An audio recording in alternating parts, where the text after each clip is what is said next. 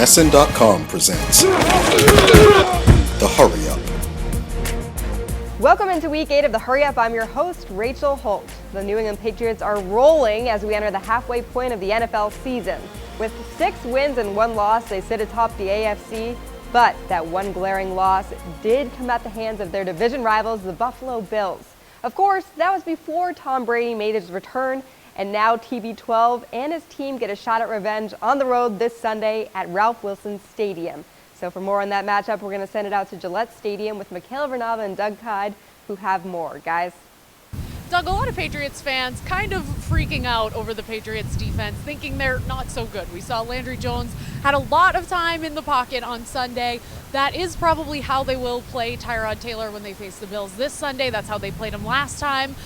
Please explain that this is more of a strategic thing than a problem for the Patriots. Yeah, it certainly was against the Steelers there. They rushed only 3 pass rushers for most of those passing snaps against Landry Jones and the Steelers. So you really just aren't going to be getting pressure when you're only sending 3 guys against 5 offensive linemen, sometimes 6 or 7 blockers when the Steelers were keeping in a running back or a tight end.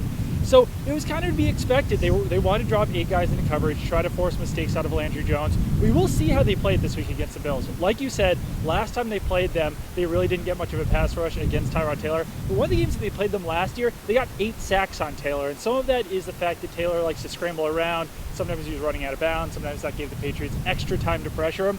But we might actually start to see the Patriots start to show some of those cards in their hand this week, because this is a must-win game. Past 7 games, I think they kind of knew that they could get by without showing their hand a lot. Well, how are those cards going to be looking then? That said, how confident are you in the Patriots' pass rush? Will it be strong enough? I'm not that confident right now, really, because one of the issues is that the Patriots aren't winning one-on-one matchups with Chris Long, Rob Ninkovich, Jamal Shearer, these guys. They aren't beating an offensive lineman one-on-one. So I kind of have to see it before I'm that confident in it at this point.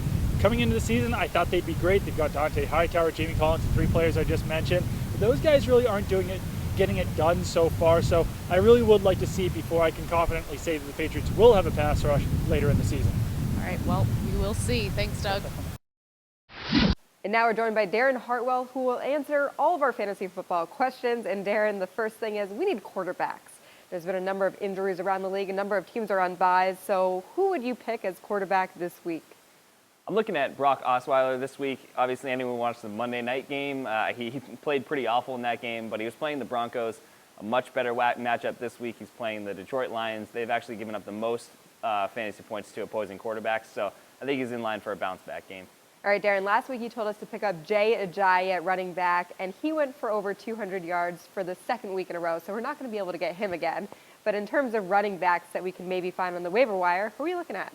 Yeah, there aren't any Jay Ajayis out there in Week 8, but I am looking at Chris Thompson for the Washington Redskins. Matt Jones, the starter, fumbled on the goal line last week, so Jones' status may be a little iffy, and Thompson got 7 receptions out of the backfield, not to mention a few carries in the run game, so I think he could see more targets against the Bengals defense that's pretty average. Okay, what about some wide receivers? We need some points here. Help us out. Yeah, the big guy this week is Ty Montgomery. He's still listed at a wide receiver, but he's been playing running back for the Green Bay Packers. Seen 32 touches in the last 2 weeks. I think that'll dip a little bit with Nile Davis kind of working his way into things, but he should still see plenty of touches both in the run and the pass game, and they're playing the Falcons defense, which has given up points to the opposition this season. Well, Darren, it's a tough week for fantasy football, so good luck to everyone out there. You might need it. Zach, 2 of the best players on the Bills defense, Lorenzo Alexander, Zach Brown. These guys kind of came out of nowhere, especially Alexander. The guy is 33 years old, came into this season with 9 career sacks, already has 9 sacks on the season. What's going on with Alexander? Is this like the Benjamin Button of the NFL or something? I mean, I think that's what the rest of the NFL is trying to find out right now. Yeah, Alexander, who's kind of a journeyman guy, kind of just a guy he was just a a guy before this year. Now he's the NFL leader in sacks, and Zach Brown, as you mentioned, is the NFL leader in tackles. Brown was an absolute monster when these two teams played at Gillette a couple weeks ago. So yeah, 2 kind of guys going into the season you wouldn't have expected to have big years, but they're getting it done for Buffalo. Absolutely, and Belichick gave Alexander one of the highest compliments of the season today. Said that he's one of the best players that they've seen all season. So, like you said, just a guy coming into the season, but now he's kind of a monster, leading the league in sacks, 9 sacks. That's pretty impressive. On the other side of the ball, LaShawn McCoy, lots of questions surrounding him this week. The Bills kind of rushed him back a little bit too early last week. He had the hamstring injury in practice, only played a few snaps in the game before that crept back up. So, Patriots, the Bills, us, no one really knows whether we're going to see McCoy this week, and if we do see him, how effective he'll be. I think the Bills are going to do everything they can to get LaShawn McCoy out for this game. Like Rex Ryan was talking earlier this week that this is the biggest game for the season for the Bills, and that's not really even Rex just being Rex. That's actually a true statement. The Bills really need this game if they want to have any hope of contending for a division title. But I do think they brought him back a little bit early. I mean, he got banged up in that Miami game. I don't think he should have started that game. And if he can't start this game, that's really gonna be a hit for the Buffalo offense. He's the most dynamic player on their team. He had a big game last time here, and without him, I don't know if Tyrod Taylor can get it done by himself. Yeah, absolutely. Mike Gillislee is their backup there. Bill Belichick talked a little bit about him, gave him some compliments, but McCoy's certainly the key. And this really is finally the Super Bowl for the Bills. Rex Ryan isn't just saying it. And now we're joined by Mike Cole, who has our lock and upset. And Mike, something to keep in mind for this week is there are 6 different teams on bye. So if you're making your picks, it gets a little harder. First off, who's your lock? Yeah, it was kind of tough to figure out a lock and an upset this week. This point spread's real close, real small point spreads across the board. But my lock this week, I'm waiting for Monday night, and I got burned last week by taking the Vikings. So what am I doing? I'm going right back to that well this week. I'm taking the Vikings to cover a 5.5 point spread against Chicago on Monday night. I just look at these two teams. It's clearly a much better matchup for Minnesota than Philadelphia was. The Bears don't get after the quarterback nearly as much as the Eagles did. And I just think that Minnesota defense is way too much for Chicago to handle. Even in the game being in Chicago, Jay Cutler's back. You never know what you're going to get with him. He's probably going to turn the ball over once or twice, and that's where Minnesota is really going to take advantage. So I like them to win that game going away. Well, as you mentioned, it is a hard week to pick who's going to win, so a lot of upsets probably happening. Who's your upset for the week? Yeah, this is a smaller scale upset, but I'd like the Arizona Cardinals to go on the road and actually outright upset the Carolina Panthers in a rematch of last year's NFC Championship. And, you know, these two teams really have gone in, a nosedive since that NFC Championship game. But I just think that the Cardinals still have a better chance of rebounding. They're probably going to be a little bit upset after that 6-6 tie. That was just a horrible display of football on Sunday night. They're going to want to, get back on the right track, and they get a nice place to land. Even though it's a tough place to go across the country and play that early game, especially after an overtime game.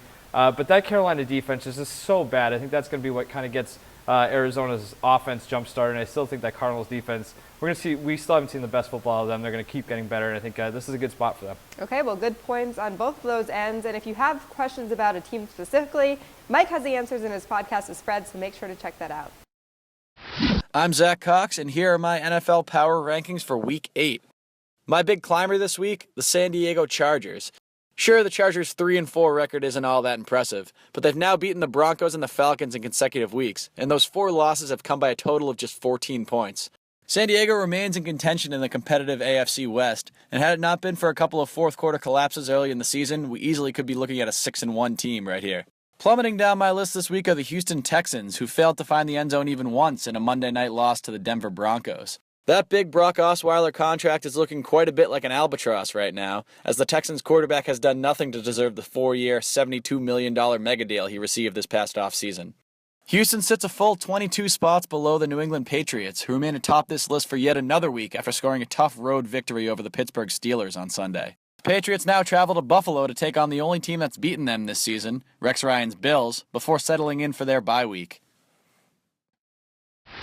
The name of the game is Show and Tell. This is where I bring in objects each week and use them to give you a few developing thoughts I have on the 2016 NFL season. Batting lead off this week, we got some bananas and pajamas coming down the stairs, and that's because head coach Jeff Fisher and the Los Angeles Rams are bananas if they stick with Case Keenum rather than turn to Jared Goff. Not really sure their infatuation with Case Keenum to begin with. I mean, this Rams team's probably going to be a 7-9 team anyways, so why not look at the young guy and give him a chance? You look across the league, guys like Dak Prescott, Carson Wentz, Trevor Siemian, young quarterbacks thriving. It's time to give Jared Goff a chance right now because Case Keenum had that 4-pick performance against the Giants, and the Rams lost 3 in a row, really not going anywhere. Why not give the kid a chance here? Second object we're bringing in. This is The Bone Collector. It's starring Angelina Jolie, who was once married to Billy Bob Thornton. Only thing better than a Billy Bob is a Jim Bob. Jim Bob Cooter has completely changed the Detroit Lions offense since he took over as offensive coordinator. Matt Stafford looks like a pretty legitimate quarterback right now. I don't want to say an MVP candidate because I don't think the Lions are really going to go anywhere this season, but they're playing well, have won 3 in a row going into Week 8. Matt Stafford looks legit. You got to give Jim Bob Cooter credit. They lost Eric Ebron, they lost Calvin Johnson in the offseason, some banged-up running backs, yet the Lions offense keeps rolling. And finally, some ginger ale, or ginger ale, as my colleague Andre Khatchaturian likes to say, and that's because we're going to give this to the Buffalo Bills, who have an upset stomach probably after they got swept out of the stadium by the Miami Dolphins in Week 7. The Bills had a chance to really make this game against New England in Week 8 a big divisional game. Instead, they just puked all over themselves against the Dolphins, who, they kept their season alive probably. So now that we're looking at this matchup right now, the Patriots, they take that game against the Bills in Week 8. They probably have the division under control if they don't already. So nice job, Rex Ryan. You really got it done in Week 7. That will do it for this week of the Hurry Up. For more, listen to any of our podcasts. Follow us on Twitter, Instagram, all that good stuff. And as always, keep it on NESN.com for all your Patriots and NFL news.